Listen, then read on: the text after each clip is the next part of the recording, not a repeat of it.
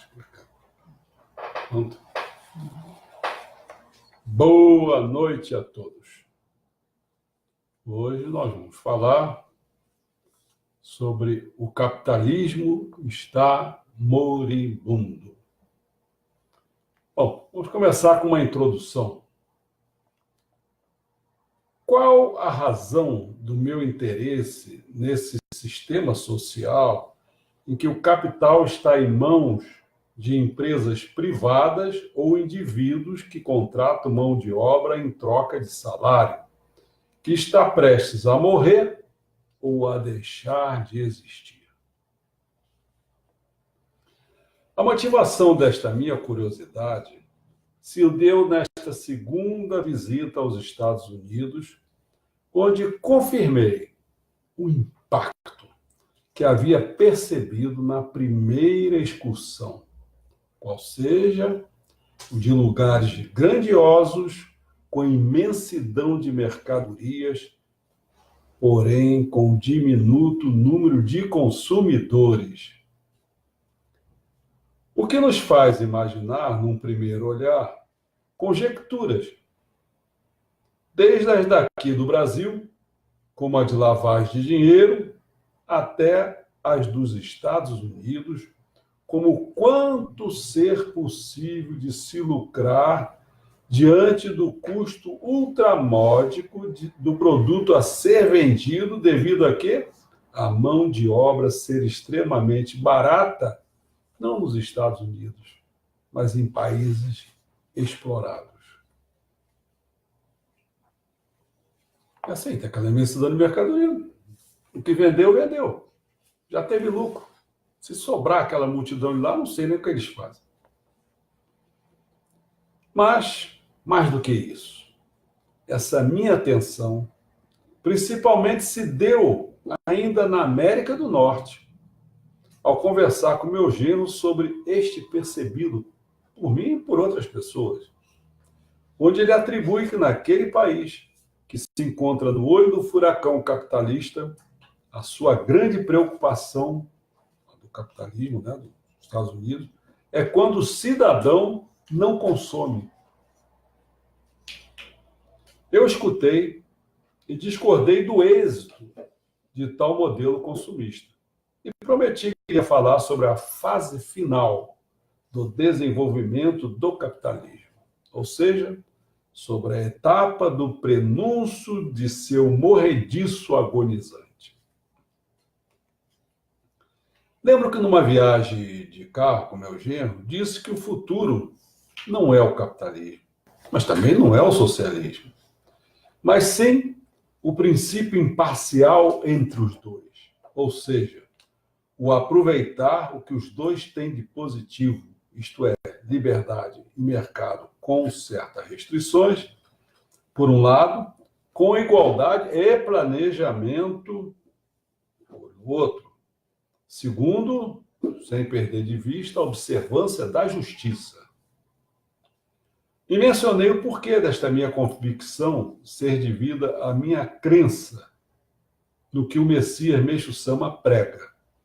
E isso pode ser visto em dois ensinamentos, cerca de 2 anos antes de seu falecimento.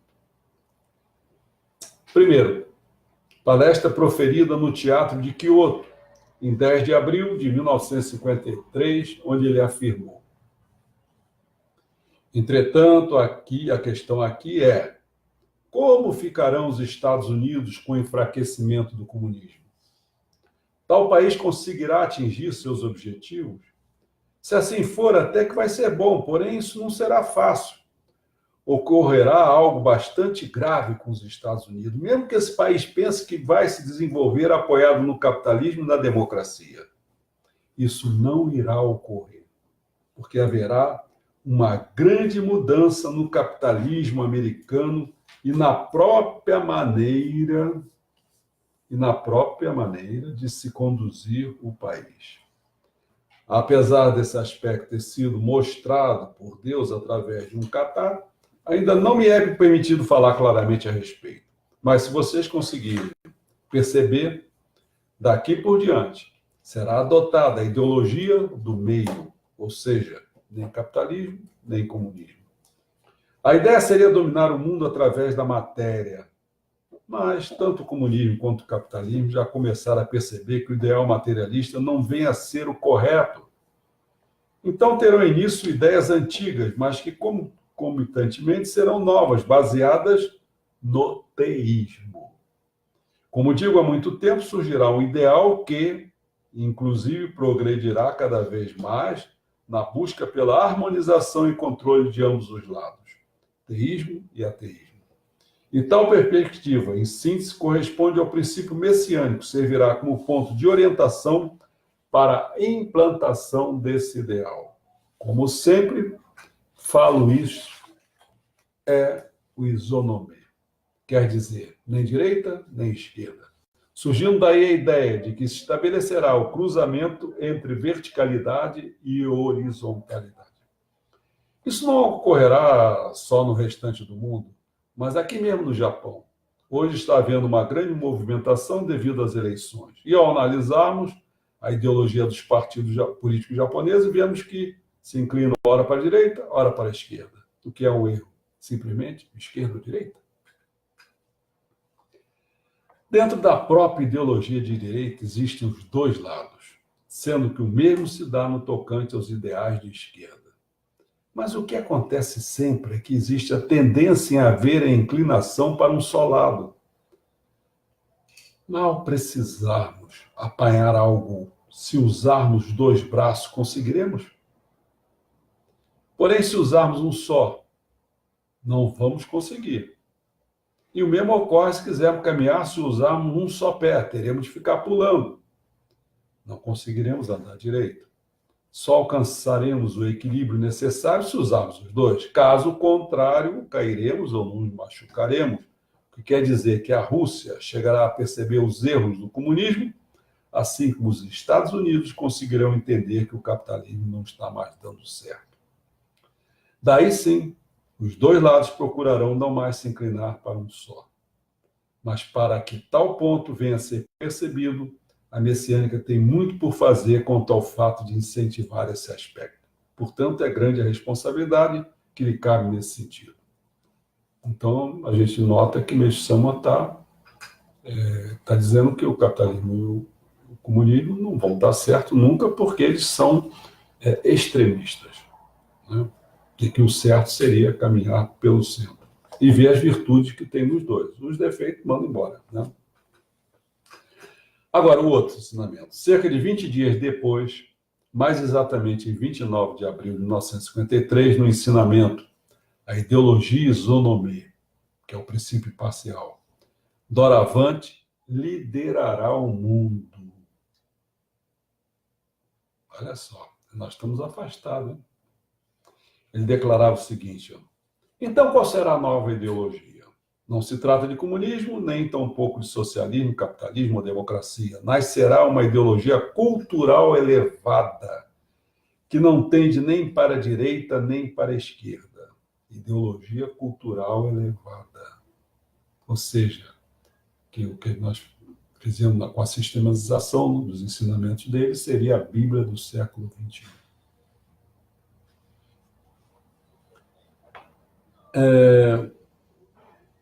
Esta ideologia doravante liderará o mundo e é a manifestação de uma profunda administração de Deus. E sendo ela algo decisivo, por mais que queiramos ou deixamos de querer, certamente se concretizará.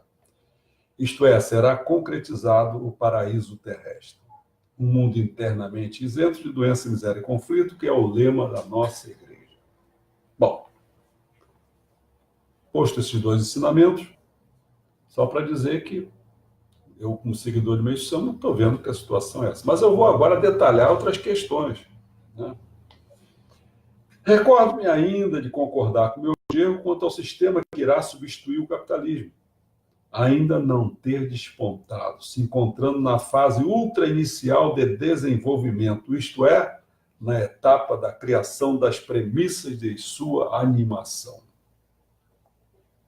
E isso poderia ser visto no meu tempo de comunista, no qual se aprende que um argumento-chave para a teoria da história da Revolução de Marx é que Nenhuma ordem social perece antes de se terem desenvolvido todas as forças produtivas às quais pode dar curso. Se encontra isso na Crítica da Economia Política, do prefácio. Agora, se o marxismo é uma ciência, deve ser verificável empiricamente. Mas esta verificação é importante também por outra razão, como diz o próprio Gramsci, hein? Diz assim, a crise consiste precisamente no fato de que o velho morre e o novo não acaba de nascer. Isso foi falado nos cadernos do Cárcere. A análise empírica também nos permite compreender por que, e sobretudo, como o velho morre. E esse é a questão desta minha palestra, que vou dividi-la em 3 partes. Lembra da palestra? O capitalismo está moribundo. Eu vou dividir em 3 partes. A primeira, eu vou falar sobre a crise terminal do capitalismo. A segunda, eu vos falar, Marx estava certo, sobre o capitalismo e não sobre o comunismo. E a terceira é o esgotamento da atual fase histórica do capitalismo. Então, vou começar com a primeira parte, que é a crise terminal do capitalismo. Tem sustentado que a crise atual do capitalismo é mais que conjuntural. Ela é estrutural. Ela é terminal. Chegou ao fim o gênio do capitalismo de sempre adaptar-se a qualquer circunstância. Essa é uma coisa positiva que ele tem, mas ele não dá mais por algumas razões. Inclusive pelo princípio dele. Aquele princípio do lucro tal, isso aí não dá certo. Mas ele vai, segundo Marx, você pode dizer aí, dentre os sistemas que existiram, ele era o mais forte, né? Ele tem capacidade de ficar se adaptando, mas agora não dá mais não. Estou consciente de que são poucos que representam esta tese. No entanto, duas razões me levam a esta interpretação. A primeira é a seguinte. A crise é terminal porque todos nós, mais particularmente o capitalismo, encostamos, sabe aonde? Nos limites da Terra. Ocupamos depredando todo o planeta, desfazendo seu sutil equilíbrio, exaurindo excessivamente seus bens e serviços, a ponto de ele, o planeta, não conseguir sozinho repor o que lhe foi sequestrado. Já nos meados do século XIX, Karl Marx escreveu profeticamente que a tendência do capital ia à direção de destruir as duas fontes de sua riqueza e reprodução, ou seja, a natureza e o trabalho. E é o que está ocorrendo. Vamos falar sobre os dois. A natureza, efetivamente, se encontra sob grave estresse, como nunca esteve antes. Pelo menos no último século, abstraindo das 15 grandes dizimações que conheceu em sua história, a natureza, sua história de mais de 4 bilhões de anos, os eventos extremos verificados em todas as regiões e as mudanças climáticas tendendo a um crescente aquecimento global, falam em favor da tese de Marx. Como o capitalismo vai se reproduzir sem a natureza? Como ele vai se reproduzir sem a natureza? Deu com a cara num limite intransponível. E o trabalho? O trabalho está sendo por ele precarizado ou prescindido. Há grande desenvolvimento sem trabalho. O aparelho produtivo informatizado e robotizado produz mais e melhor com quase nenhum trabalho. A consequência direta é o desemprego estrutural. Milhões nunca mais vão ingressar no mundo do trabalho, sequer no exército de reserva de mão de obra. O trabalho da dependência do capital passou a não ser levado em conta. Na Espanha, porque antigamente era levado em conta, né? Porque aí você podia substituir a pessoa que estava lá, e a pessoa se sentia ameaçada e tal, mas agora não precisa nem isso.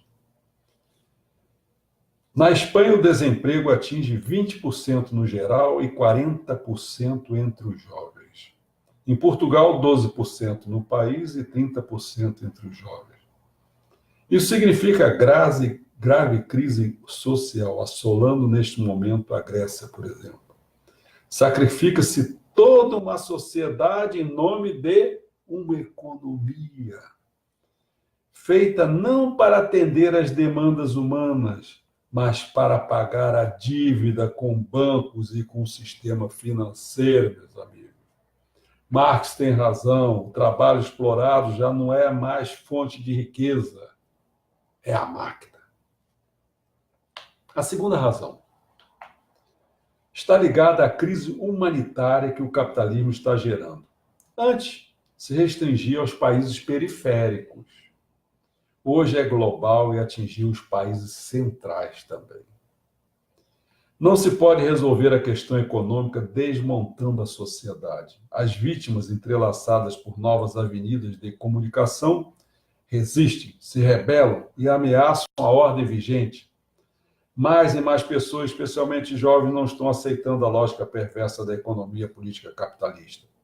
A ditadura das finanças que via mercado submete os estados aos seus interesses, o aluguel dos capitais especulativos que circulam de bolsas em bolsas, auferindo ganhos sem produzir absolutamente nada, a não ser mais dinheiro para os seus rentistas.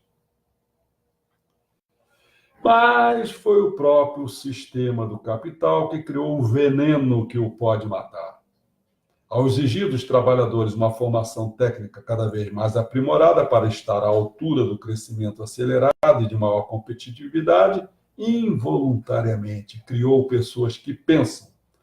Estas lentamente vão descobrindo a perversidade do sistema que esfola as pessoas em nome da acumulação meramente material, que se mostra sem coração ao exigir mais e mais eficiência, a ponto de levar os trabalhadores ao estresse profundo, ao desespero e não raro ao suicídio, como ocorre em vários países e também aqui no Brasil. As ruas de vários países europeus e árabes, os chamados indignados, que enchem as praças de Espanha e da Grécia, são manifestação de revolta contra o sistema político vigente a reboque do mercado e da lógica do capital. Os jovens espanhóis gritam, não é crise, é ladroagem. Os ladrões estão refestelados em Wall Street, no FMI, no Banco Central Europeu. Quer dizer, são os sumos sacerdotes do capital globalizado e explorador. Ao agravar-se a crise, crescerão as multidões pelo mundo afora que não aguentam mais as consequências da superexploração de suas vidas e da vida da terra e se rebelam contra o sistema econômico que faz o que bem entende e que agora agoniza, não por envelhecimento, mas por força do veneno e das contradições que criou, castigando a mãe terra e penalizando a vida de seus filhos e filhas. Parte 2. Marx estava certo sobre o capitalismo e não sobre o comunismo. Marx estava certo sobre o capitalismo. Como efeito colateral da crise financeira, mais e mais pessoas estão começando a pensar que Karl Marx estava certo. O grande filósofo, economista e revolucionário alemão do século XIX acreditava que o capitalismo era radicalmente instável. Ele tem uma tendência intrínseca de produzir avanços e fracassos cada vez maiores, e no longo prazo ele estava destinado a se autodestruir. Marx saudava a autodestruição do capitalismo. Ele era confiante que uma revolução popular ocorreria e daria origem a um sistema comunista, que seria mais produtivo e muito mais humano. Marx estava errado sobre o comunismo. Aquilo sobre o que ele estava profeticamente certo era a sua compreensão da revolução do capitalismo. Não era somente a instabilidade endêmica do capitalismo que ele compreendia. Embora, nesse sentido, ele fosse muito mais perspicaz do que a maioria dos economistas de sua época e da nossa. Mais profundamente, Marx compreendeu como o capitalismo destrói a sua própria base social, o meio de vida da classe média. A terminologia marxista de burguês e proletariado tem um tom arcaico. Mas quando ele argumentava que o capitalismo iria arrastar as classes médias a algo parecido com a existência precária dos sobrecarregados trabalhadores de sua época, Marx previu uma mudança na maneira como vivemos, a qual só agora estamos lutando para nos adaptarmos. Ele viu o capitalismo como um sistema econômico mais revolucionário da história, como eu falei. E não pode haver dúvida de que ele se diferencia daqueles que vieram antes dele. Os caçadores e coletores persistiram nesta forma de vida por milhares de anos, enquanto as culturas escravagistas permaneceram assim por quase o mesmo tempo, e as sociedades feudais sobreviveram por muitos séculos. Em contraste, o capitalismo transforma tudo o que ele toca. Não são só as marcas que estão mudando constantemente. As empresas e as indústrias são criadas e destruídas em um fluxo incessante de quê? De inovação. Enquanto as relações humanas são dissolvidas e reinventadas de novas formas. O capitalismo foi descrito como um processo de destruição criativa. E ninguém pode negar que ele foi prodigiosamente produtivo. Praticamente qualquer um que esteja vivo na Grã-Bretanha hoje tem uma renda maior do que eles teriam se o capitalismo nunca tivesse existido. Mas há um retorno negativo. O problema é que entre as coisas que foram destruídas no processo está o estilo de vida do qual o capitalismo dependia no passado. Defensores do capitalismo argumentavam, que ele oferece a todos os benefícios que na época de Marx eram desfrutados somente pela burguesia. A classe média estabelecida que possuía capital e tinha um razoável nível de segurança e liberdade em suas vidas. No capitalismo do século XIX, a maioria das pessoas não tinham nada. Elas viviam de vender o seu trabalho. E quando os mercados entravam em queda, eles enfrentavam tempos dificílimos. Mas, à medida que o capitalismo evoluiu, seus defensores dizem: um número crescente de pessoas pode se beneficiar dele. Carreiras bem-sucedidas não serão mais a prerrogativa de uns poucos. As pessoas não terão dificuldades todo mês para subsistir com base em um salário seguro, protegidos pelas economias, pela casa que possui, uma pensão decente. Eles serão capazes de planejar suas vidas sem medo. Com o crescimento da democracia e a distribuição da riqueza, ninguém precisará ser privado da vida burguesa. Todo mundo poderá ser de classe média. Até o Lula tentou fazer todo mundo de classe média aqui, só no papel. Né? Na verdade, na Grã-Bretanha, nos Estados Unidos e em muitos outros países desenvolvidos nos últimos 20 ou 30 anos, o contrário vem ocorrendo. A segurança do emprego não existe. As atividades e as profissões do passado, em grande parte, acabaram, e as carreiras que duram uma vida inteira são meramente lembranças. Se as pessoas têm qualquer riqueza, isto está nas suas casas, mas os preços dos imóveis nem sempre crescem. Quando o crédito fica restrito como agora, eles podem ficar estagnados por anos. Nós estamos vivendo essa situação agora. Sua casa valia tanto? Valia. Pede aí, vale X? Não, é X, 30% de X, né? Ou 60%. Uma minoria cada vez menor pode contar com uma pensão com a qual pode viver confortavelmente. E não são muitos que têm economias significativas. Mais e mais pessoas vivem um dia de cada vez, com pouca noção de que o futuro pode reservar.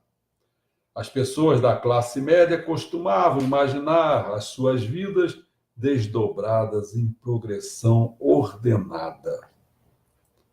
Mas não é mais possível olhar para uma vida como uma sucessão de estágios em que cada um é o passo dado a partir do último. Não. No processo da destruição criativa, a escada foi afastada.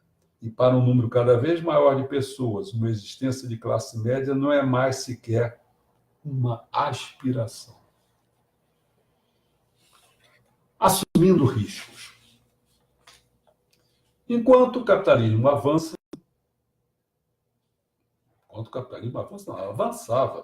Ele desenvolveu as pessoas a uma nova versão da existência precária do proletariado de Marx. As nossas rendas são muito maiores e, em algum grau, nós estamos protegidos contra os choques por aquilo que resta do estado de bem-estar social do pós-guerra. Mas nós temos muito pouco controle efetivo sobre o curso das nossas vidas. E a incerteza na qual vivemos está sendo piorada pelas políticas voltadas para lidar com o quê? A crise financeira. As taxas de juros a zero em meio a preços crescentes querem dizer que as pessoas estão tendo um retorno negativo do seu dinheiro. Pensa lá, você tem uma poupancinha, se a taxa de juros começar a cair, se ela sobe, dá problema. Se ela cai, dá problema. Como é que você não está ganhando nada? É como investir na caderneta de poupança. Deve ser um troço parecido com esse, né?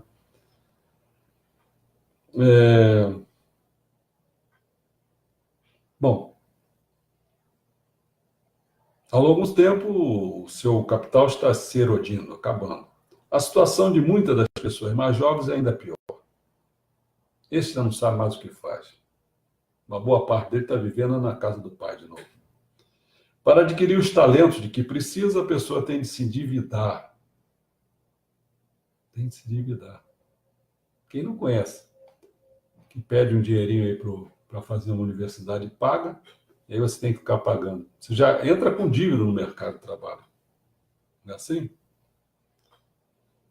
Já que em algum ponto será necessário se reciclar, aí piorou. É preciso tentar economizar, mas se a pessoa está endividada desde o começo, esta é a última coisa que ela poderá fazer. Não importa a sua idade, a perspectiva que a maioria das pessoas enfrenta é de uma vida de insegurança. Ao mesmo tempo que privou as pessoas da segurança da vida burguesa, o capitalismo criou o tipo de pessoa que vive a obsoleta vida burguesa. Nos anos 80 havia muita conversa sobre valores vitorianos e propagandistas do livre mercado. Costumavam argumentar que ele traria de volta para nós os íntegros valores de outrora. Para muitas mulheres e os pobres, por exemplo, estes valores vitorianos podem ser bastante ilógicos em seus efeitos. Mas o fato mais importante é que o livre mercado funciona para corroer as virtudes que mantêm a vida burguesa. Quando as economias estão se perdendo, ser econômico pode ser o caminho para a ruína. Como ser econômico? É o caminho para a ruína. É a pessoa que toma pesados empréstimos e não tem medo de declarar a insolvência que sobrevive e consegue prosperar. Hoje, quem não sabe?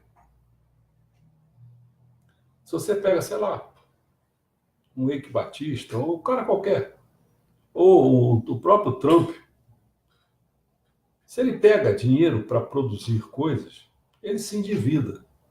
Só se ele for à falência, meu amigo, cai tudo. Entendeu? A mim não. Então, aqueles trocadinhos, caiu, vai embora. Se perde tudo. Mas esses caras, quanto mais estão endividados, mais os bancos têm medo deles. Não pode deixar, tem que sustentar. Porque aqui no Brasil, como a gente se conheceu, foi o quê? O banco começou a ficar ruim, o que é que acontece? O Estado vai lá e sustenta. Mas lá fora também é a mesma coisa. Bom, quando o mercado de trabalho está altamente volátil, não são aqueles que se mantêm obedientemente fiéis à sua tarefa que são bem-sucedidos, e sim as pessoas que estão sempre prontas para tentar algo novo e que parece mais promissor. Por isso que ele tem que começar a pensar um pouquinho. Ó. Os Estados Unidos, a dívida dele é muito maior do que a nossa. É o mesmo esquema. Alguém pode deixar os Estados Unidos quebrar? Quanta gente vai rolo abaixo? Né? Em uma sociedade que está sendo continuamente transformada pelas forças do mercado, os valores tradicionais são disfuncionais. E qualquer um que tentar viver com base neles está arriscando acabar, sabe onde? No ferro velho. Vasta riqueza. Olhando para um futuro no qual o mercado permeia cada canto da vida, Marx escreveu no Manifesto Comunista: tudo que é sólido se desmancha no ar. Para alguém que vivia na Grã-Bretanha no início do período vitoriano, o manifesto foi publicado em 1848, isto era uma observação incrivelmente perspicaz. Naquela época, nada parecia mais sólido que a sociedade às margens daquela em que Marx vivia. Um século e meio depois, nos encontramos no mundo que ele previu, onde a vida de todo mundo é experimental e provisória, e a ruína súbita pode ocorrer a qualquer momento. Uns poucos acumularam uma vasta riqueza, mas mesmo isso tem uma característica evanescente, quase espectral. Na época vitoriana, os muito ricos podiam relaxar, desde que eles fossem conservadores com a maneira como eles investiam seu dinheiro. Quando os heróis do romance de Dickens finalmente recebem sua herança, eles nunca mais fazem nada na vida. Hoje não existe o porto seguro, não. As rotações no mercado são tais que ninguém pode saber o que terá valor dentro de alguns anos. Este estado de inquietação perpétua é a revolução permanente do capitalismo e eu acho que ele vai ficar conosco em qualquer futuro que seja realisticamente imaginável. Nós estamos apenas no meio do caminho de uma crise financeira que ainda deixará muitas coisas de cabeça para baixo. As moedas e os governos provavelmente ficarão de ponta cabeça junto de parte do sistema financeiro que nós acreditávamos estar a salvo. O risco, com esse negócio, você já viu quando o Collor fez aquele negócio na poupança? Você estava seguro, está seguro? O risco que ameaçava congelar a economia mundial apenas 3 anos atrás não foram enfrentados. Eles foram simplesmente deslocados para os estados. Não importa o que políticos nos digam sobre a necessidade de controlar o déficit. Dívidas do tamanho das quais foram contraídas não podem ser pagas. Daqui a pouco vamos saber qual a dívida do mundo, dos países todos. Elas quase que certamente serão infladas em um processo que está destinado a ser doloroso e empobrecedor para muitos. O resultado só pode ser mais revoltas em uma escala ainda maior. Mas isto não será o fim do mundo, ou mesmo do capitalismo. Aconteça o que acontecer, nós ainda teremos que aprender a viver com a energia mercurial que o mercado emitiu. Marx também não estava certo sobre o socialismo. O capitalismo levou uma revolução, mas não a que Marx esperava. O feroz pensador alemão odiava a vida burguesa e queria que o comunismo a destruísse. E assim como ele previu o mundo burguês, foi destruído. Mas não foi o comunismo que conseguiu esta proeza. Foi o capitalismo que eliminou a burguesia. Terceira e última parte. O esgotamento da atual fase histórica do capitalismo. Meus amigos, esta terceira parte ela é muito técnica em economia, mais complexa, e provavelmente, por consequência, desinteressante para os ouvintes em geral. Então, eu que tinha feito um monte de páginas aqui, um monte de gráficos, eu resolvi dar uma encurtada nisso aí, tá? Vamos lá. Na fase atual da história, ou seja, desde o fim da Segunda Guerra Mundial até a atualidade, o capitalismo depara-se com um limite cada vez mais insolúvel devido à contradição que tem entre o crescimento da produtividade do trabalho, por um lado, e as situações angustiantes nas relações de produção entre o trabalho e o capital. Tá? As coisas crescem, mas a relação entre o patrão e o empregado fica mais angustiante. Vamos lá. Isso ocorre, em parte, devido à natureza específica de quê? Das inovações tecnológicas. Sobe a produtividade.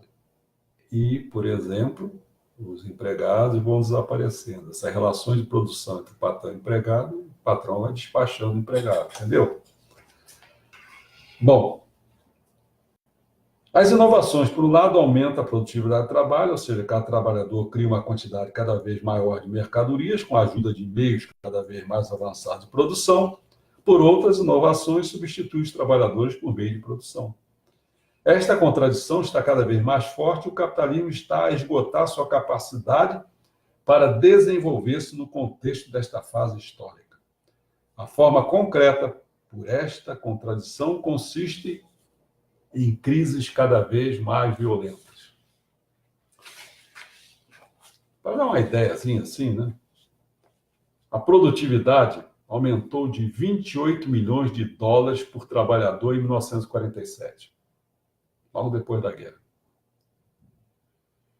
Aumentou para 231 milhões em 2010.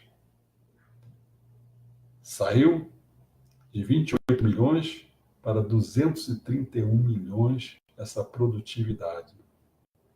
Ao passo que os trabalhadores, por meio de produção, se reduziram de 75 em 1947 para apenas 6 em 2010.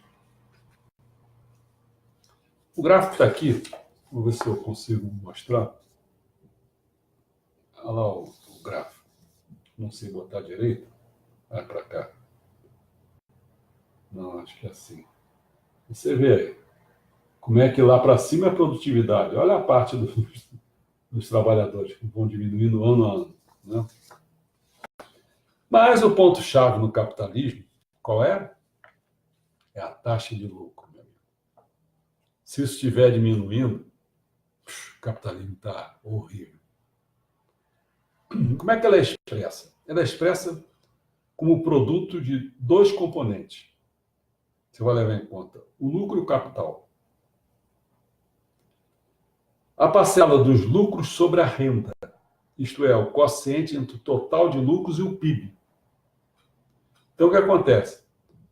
Se o total de lucro for crescendo em relação ao PIB, né, a divisão, é sinal, então, que a taxa de lucro está boa. Certo? E a outra do capital é o contrário. É o quociente entre o PIB e o estoque do capital líquido. Quanto menos você gastar para produzir, mais a taxa de lucro é maior. Certo? Mas a taxa de juros, então, como eu falei, é o indicador-chave da saúde da economia capitalista. Ou seja, no âmbito de uma nação ou grupo de nações, o que conta é a taxa de lucro. Não é você não, hein, meu amigo? Fica se iludindo, não. Não é você, não. O capitalista está falando aí, mas o que está interessando é a taxa de lucro. Vamos considerar algumas situações. Eu encurtei, eram muitas situações, eu acho que eram 16 situações, só botei só 3 ou 4, sei lá. Consideramos, em primeiro lugar, a taxa média dos Estados Unidos, do lucro dos Estados Unidos. Mas isso aqui, como eu disse que eu vou encurtar, então eu tinha feito para os Estados Unidos, tinha feito para o G7, o G20 e para todos os países, é a mesma coisa. O país que ainda é mais importante, os Estados Unidos, eu peguei. As estatísticas mostram que a taxa de lucro dos Estados Unidos está num estado de queda irreversível. Olha só, a taxa de lucro está acima. A queda é tendencial, ou seja, através de ciclos econômicos ascendente e descendente. Pode melhorar um pouquinho, mas ele continua caindo.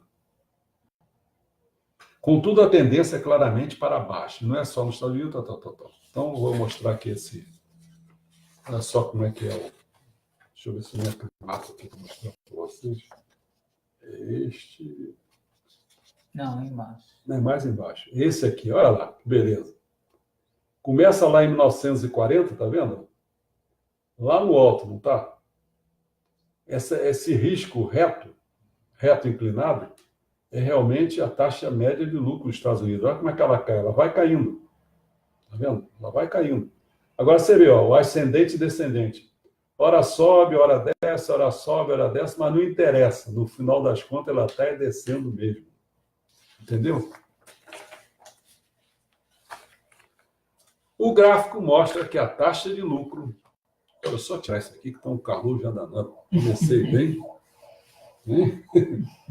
Comecei bem, mas agora estou acabando mal aqui com esse monte de... Não sei porquê, acho que é de falar. Não. Não é? Bom, O gráfico mostra que a taxa de lucro não cai em linha reta, e sim através de ciclos ascendentes e descendentes. E a tendência à queda é travada e revertida devido a contratendências. Isso que ele faz assim, vai e volta, são essas contratendências que não faz com que ela caia de vez. Ela vai caindo de forma temporal, através do tempo.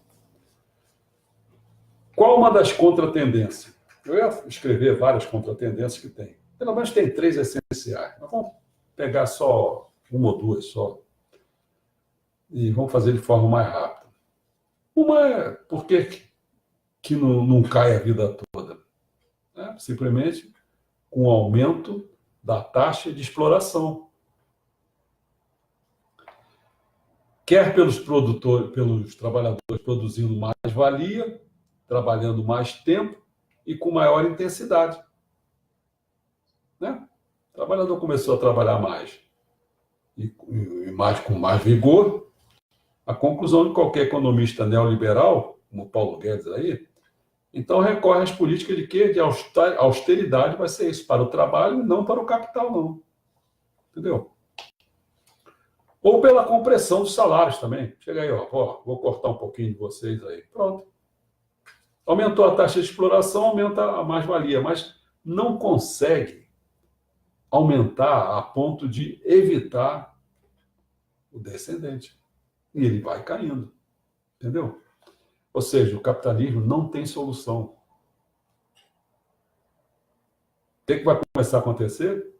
Cada vez a fortuna vai ficar na mão de cada vez menos pessoas.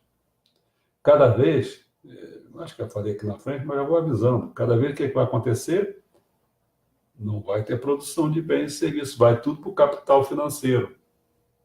Os bancos que vão se dar bem. Tudo fictício, vou mostrar isso.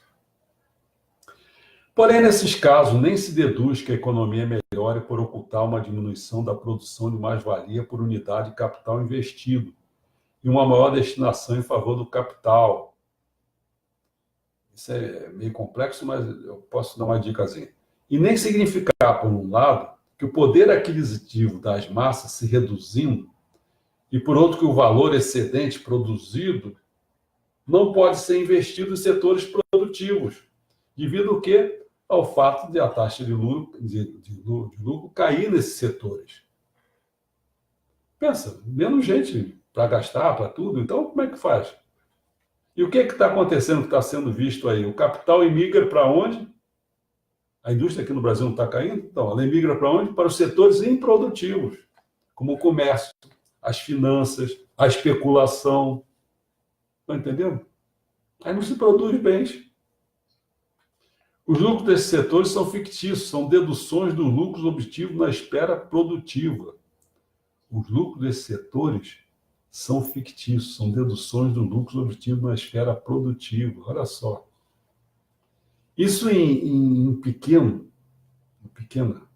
eu já estou dizendo aqui no grande, é isso que acontece.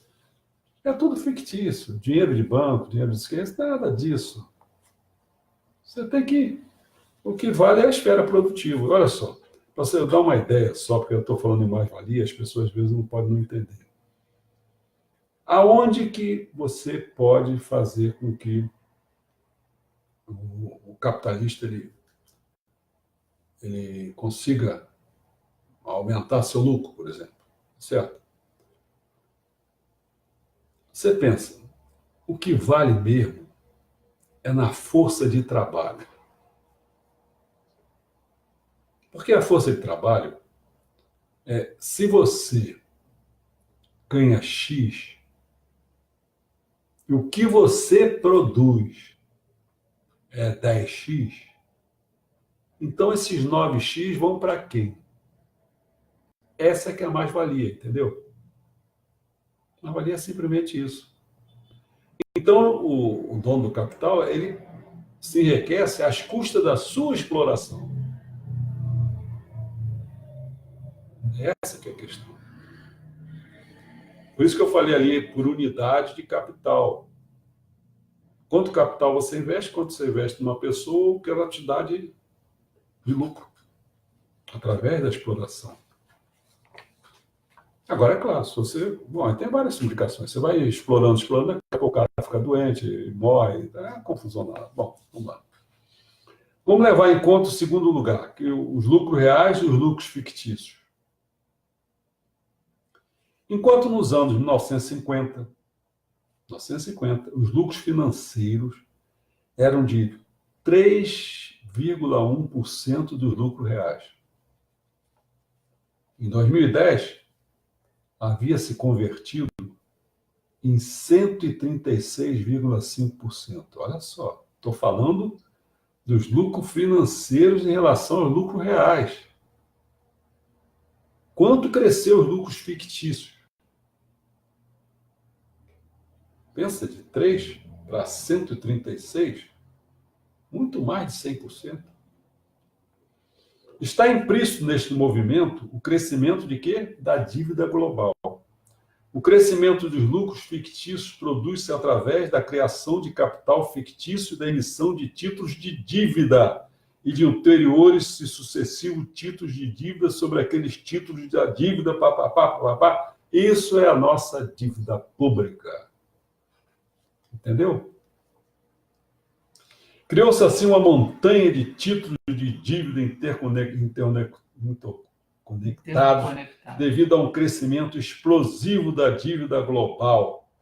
Você, ouvinte, e eu, estamos sentados em uma montanha de dívida pública e privada. Querem saber de quanto? Vou dizer. A cota para cada habitante do planeta é de cerca de 100 mil reais. Meu amigo, você está devendo 100 mil reais, hein? Não esquece. Porra. Uma bola de neve gigantesca e voraz. A fatura total ultrapassa meio quadrilhão de reais, quantia equivalente a cerca de 300% do PIB mundial. Então, você produz 300% disso é a dívida. Viver a crédito foi a saída natural da crise financeira. Guardem isso. Às vezes eu converso com as pessoas. Eu conversei lá com o meu genro sobre a questão de coisas de dívida, que eu não quero botar detalhes, né?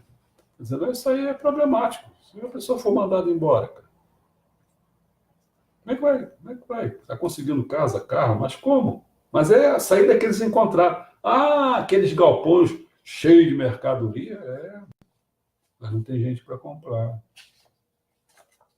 Joga no Rio, joga o sofá no Rio. Os empréstimos permitiram cobrir. Isso aí já aconteceu. Não? Pô, esse negócio é tão maluco. Eu me lembro quando eu dava curso para economia na faculdade de economia. O Getúlio Vargas mandou queimar o café, cara. Porque tinha muito café. Aí ele mandou queimar o café. Aí o preço do café aumentou. Olha que loucura. E você pensa, quando eu falo que eles vão jogar aqueles móveis lá fora, vão jogar jogando lá fora, pô. Faz uma queimação, faz um fogo. E aí vai o planeta Terra vai embora. Mas, pô, você chegar lá, ver aquele opulência, isso é que nem pobre entrar dentro do McDonald's. Pega esse mendigo todo, entra dentro do McDonald's, entra num supermercado. O cara vê aquelas mercadorias, o que ele vai achar? Que o mundo está ótimo, mas ele está fodido. Não é isso? É mais ou menos isso. Bom, viver a crédito foi a saída natural da crise financeira. Os empréstimos permitiram cobrir o desequilíbrio das contas públicas e reanimar o crescimento. Mas esse nível de endividamento, jamais visto desde a Segunda Guerra Mundial, é uma bomba relógio que pode explodir a qualquer momento, meus amigos. Qualquer momento isso aí pode explodir. Eu tenho aqui o gráfico aqui, olha lá. Tá vendo aqui o financeiro, esse pontilhado. Olha como ele no início, ele é pequeno, mas olha como é que ele está crescendo lá, ó. Tá vendo? Vamos lá. Levamos em conta agora um terceiro lugar, a moeda e a dívida como percentagem do PIB mundial. Vamos falar um pouquinho da moeda e da dívida, vincular uma coisa com a outra. Eu já dei palestra sobre isso, as pessoas... Mas vamos devagar. A moeda real, que é a representação do valor do trabalho contido nos produtos, Trata-se de uma fração mínima em relação a outras formas de crédito. Então, tem outras formas de crédito. Você chegar e dizer, estou falando moeda, dinheiro, né, tal. Aí você chega lá, pô, me empresta aí e tal. Isso é uma forma de crédito. Mas existem outras formas de crédito. É uma fração mínima em relação a isso. Mas o crédito representa dívidas, não riqueza. E a dívida não é moeda, ainda que possa cumprir alguma das funções da moeda. Pode, né? Bota um cheque pré-datado, você faz uns troços desses. O enorme aumento da dívida e a crise financeira que se segue, mas o aumento da dívida, ela não é causa, ela é consequência. O aumento da dívida e consequência, o que segue, que é a crise financeira, são uma consequência da crise da onde? Dos setores produtivos, da queda da taxa de lucro. Essa que é a causa. Este enorme aumento da dívida nas suas diversas formas é o substrato das bolhas especulativas que se dá na crise dos setores produtivos. Aí daqui a pouco, aqui mesmo, em Teresópolis, estou assistindo isso, não sei onde que isso vai dar, não. O pessoal vai lá no banco, pega dinheiro, tanto faz para comprar um apartamento, como para o empresário, construtor, pegar também dinheiro lá. Tudo bem. Aí o que acontece? Daqui a pouco não consegue pagar, um não paga, o outro também não paga, e vai criando aquela bolha financeira. E quer fazer o quê? Eu quero, então não posso pagar, mas já paguei tanto, aí quer começar a pegar outra pessoa para ver se entra ali e começa a pagar e dá o dinheiro que ela investiu, e não começa a acontecer nada disso. Olha o rolo. Aí muita gente tem casa, tem que começar a devolver a casa, e é um rolo danado. Essa é uma bolha financeira, bolha imobiliária que estou falando, do setor imobiliário, né? Mas existe outras. E, bom, ainda que neste caso ainda possa acontecer isso, às vezes a taxa de lucro, ela pode se dar devido a quê? Aos lucros fictícios, mas os lucros fictícios, ele alcança seu limite, e aí não tem mais jeito. A taxa de lucro vai lá para baixo. O capitalismo está em rota de colisão consigo próprio. As contratendências atuam cada vez menos. E por isso, olha quantas coisas que acontecem. Os meios de produção são cada vez mais caros, uma vez que requerem uma proporção crescente do PIB, ao invés de serem cada vez mais baratos.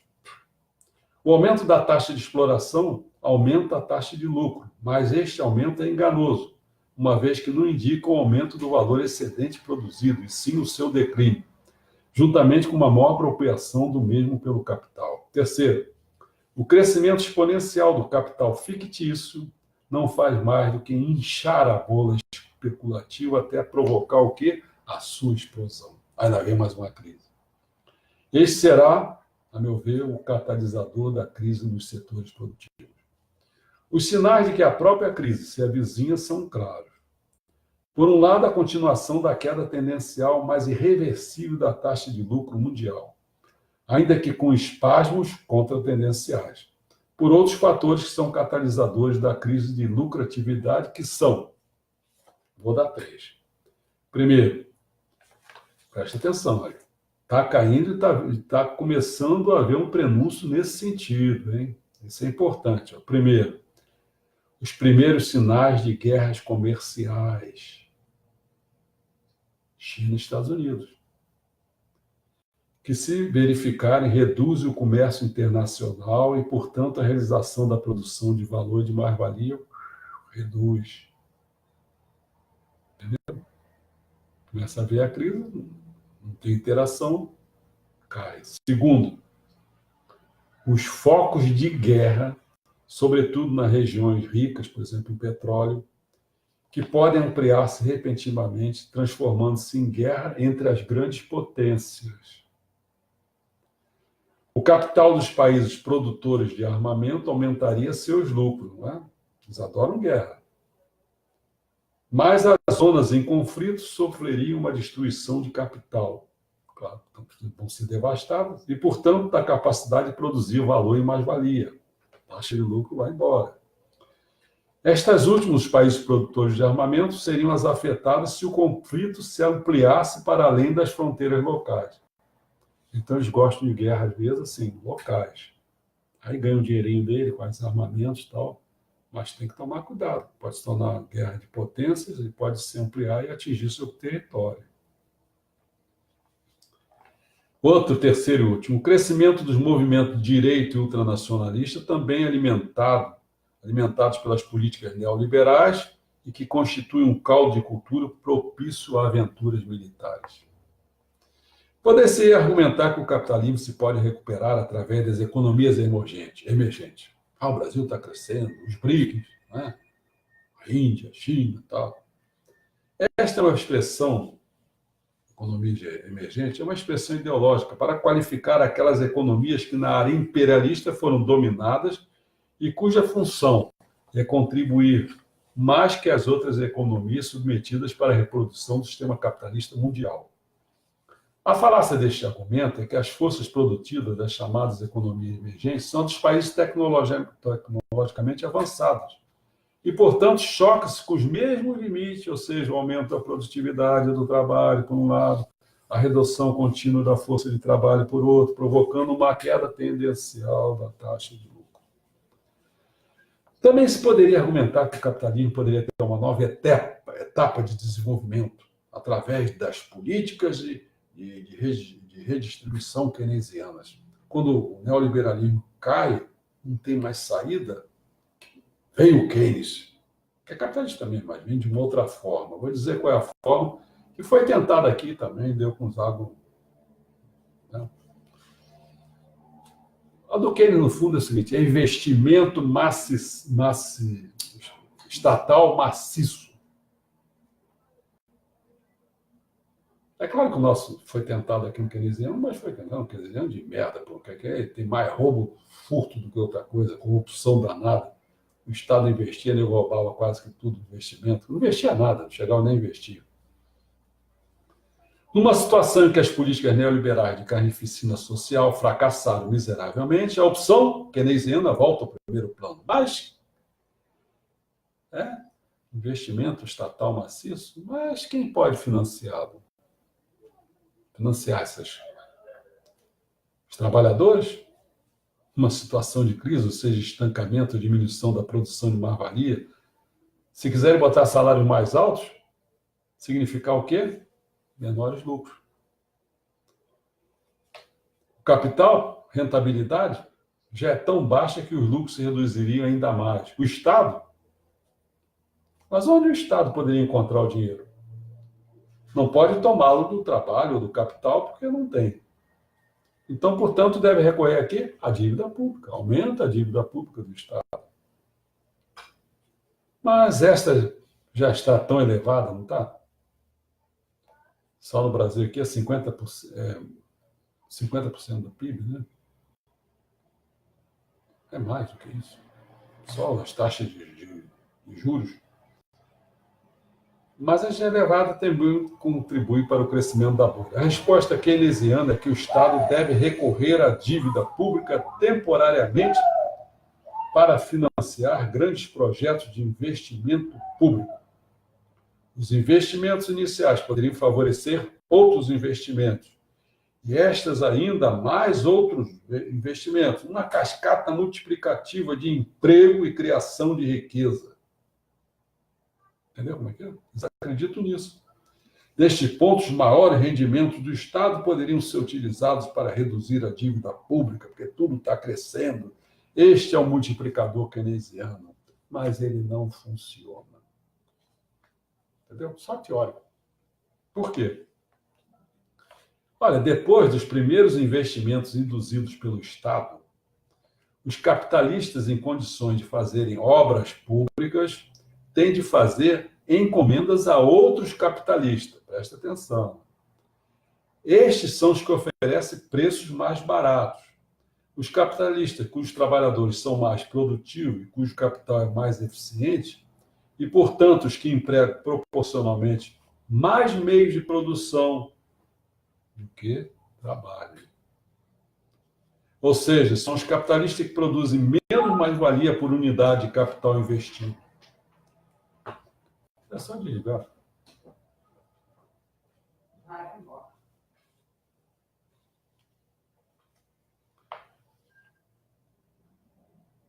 Ou seja, são os capitalistas que produzem menos mais-valia por unidade de capital investido. Em cada passo da cadeia de investimento, o trabalho aumenta em termos absolutos, mas diminui em percentagem pelo que a taxa de lucro cai, entendeu? Porque na hora que você pensa assim, se eu estou investindo, aí está crescendo, está vindo mais gente trabalhando, está mais dinheiro, e outras firmas entram naquilo ali, terceirizam, um monte de coisa, vai. Só que tem quando você dá esse passo, aí você começa a cair nas pessoas, faz uma seleção, não chama isso, eu esqueci até, para ver qual a firma que vai fazer. Vai fazer quem for vender uma concorrência, é mais barata, é que tem melhores meios de produção, que tem pessoas mais capacitadas, então é menos trabalhadores. Então vai fazendo ao contrário, vai diminuindo cada vez mais, entendeu? Por outro lado, o maior crescimento do capital implica o desaparecimento dos capitalistas mais fracos. Os capitalistas mais fracos vão embora. Os que proporcionalmente utilizam mais trabalho do que meios de produção. Quando a cadeia de investimento se fecha, há menos trabalhadores empregados. Produz-se menos mais-valia e a taxa média de lucro cai. A análise empírica confirma, há um gasto público crescente que corresponde a uma queda de taxa de lucro. Bom, perante o fracasso tanto das políticas econômicas keynesianas como das neoliberais, não parece que haja outra saída senão a que é gerada espontaneamente pelo próprio capital. Sabe qual é? Eu já dei uma dica quando eu falei do Vargas, hein? Quando mandou acabar com taca fogo nesse café aí produzido. Né? Exatamente isso. O que tem que haver é uma destruição maciça de capital. Saiu-se da crise de 1933 só mediante o quê? A Segunda Guerra Mundial. Com a economia de guerra, passou-se da esfera civil, pragrejada por um alto desemprego, com um baixo nível de utilização dos meios de produção e uma taxa de lucro descendente, a uma economia militar caracterizada pelo pleno emprego tanto da força de trabalho como dos meios de produção, com a realização garantida pelo Estado do material militar, com altos níveis de lucro e de rentabilidade e altos níveis de poupança.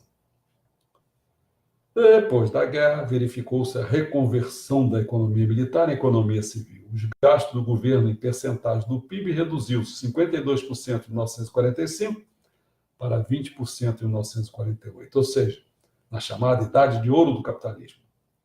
Os altos níveis de poupança garantiram o poder aquisitivo necessário para absorver os novos meios de consumo, que, por sua vez, exigiram a produção de novos meios de produção. Toda uma série de invenções originadas durante a guerra foi aplicada à produção de novos produtos. Nos Estados Unidos, o aparelho produtivo estava ileso, mas nos demais países beligerantes, os Estados Unidos estavam longe da guerra, mas nos países em guerra, verificou-se uma imensa destruição de meios de produção e de força de trabalho. O capitalismo foi revitalizado, não foi? Mas a que preço? Dezenas de bilhões de mortes, sofrimentos atrozes e imensas misérias. Assim, os trabalhadores, além de financiar a guerra, tiveram que pagar para dar nova vitalidade ao sistema. Depois dessa chamada Idade de Ouro, que contudo não esteve livre da queda de taxa de lucro, ela continuou caindo, o sistema entrou num longo declínio que dura já cerca de meio século, sem que se veja a luz no fim do túnel. Aliás, essa luz do fim do túnel, para mim, sabe? Eu que sou espiritualista, sabe quando a pessoa encontra, aonde que encontra essa luz no fim do túnel? Não é no fim do túnel, não. É dentro de você com a sua alma. Não creio que o capitalismo, quer dizer, rumamos para um colapso inevitável que porá fim ao capitalismo. Não creio que o capitalismo se autodestrua. Não é da natureza da besta. O capitalismo sairá da crise, mas só depois de uma destruição suficiente de capital, seja financeiro, seja da esfera produtiva, como eu falei com o café. Mas é difícil imaginar, nesta altura, que forma poderá assumir esta destruição do capital. O modo como o capital excedente será destruído determinará a forma que tomará o capital e se e quando sair desta fase histórica. Da crise de 1929, saiu-se com a Segunda Guerra Mundial. Então, o problema, para finalizar assim, né, o problema está a contradição entre as forças produtivas e relações de produção mencionada anteriormente. A força produtiva é a produtividade do trabalho. E as relações de produção são a relação capital e trabalho. A contradição é a seguinte: quanto mais aumenta a produtividade do trabalho, mais trabalho expulsa o capital. A queda da taxa de lucro é a expressão concreta dessa contradição. Esta contradição é a pedra angular do sistema capitalista, que se torna mais difícil de resolver e é cada vez mais explosivo. A capacidade de sobrevivência da atual fase histórica está a esgotar-se. O capitalismo tende a morrer mesmo. Mas não pode morrer sem ser substituído por um sistema superior. Aí, nesse é o ponto, assim como eu falei no início com o Messias Meixo Sama, eu acabo falando com ele, né? Creio que o Messias Meixo Sama, em seu ensinamento Constituição do Mundo Espiritual, no livro Evangelho do Paraíso, diz algo a respeito. O que ele diz? Ora, apropriar-se da renda que deve ser distribuída aos trabalhadores significa tirar-lhes dinheiro, ou seja, roubá-los. Lembra da mais-valia? Roubá-los. Acumulando dinheiro roubado, aos poucos, os capitalistas fundam outras empresas. Mas você pensa que custo é isso, né? Você cresce com a exploração. Tendo espiritualmente isso, o que é esse problema? Como passam a viver no Fausto, os céus não nos perdoam. Em contrapartida, se os capitalistas fizerem uma justa distribuição dos lucros dos trabalhadores e acumularem virtude, empregando sua fortuna em prol da sociedade e do próximo, serão respeitados por todos e prosperarão eternamente. Essa é a questão. Né? Falamos em 1 hora praticamente, né? Se alguém quiser fazer algum comentário, estamos abertos. O negócio está ficando... Uma coisa assim que me intriga é o seguinte, né? Não me intriga a palavra assim. Você vê, se você reunir todo o material escrito, todo, mas todo é todo, não é só jornal, não, revista, tudo. Se você reunir tudo, a parte escrita, aqui no Brasil, dá 1% da população.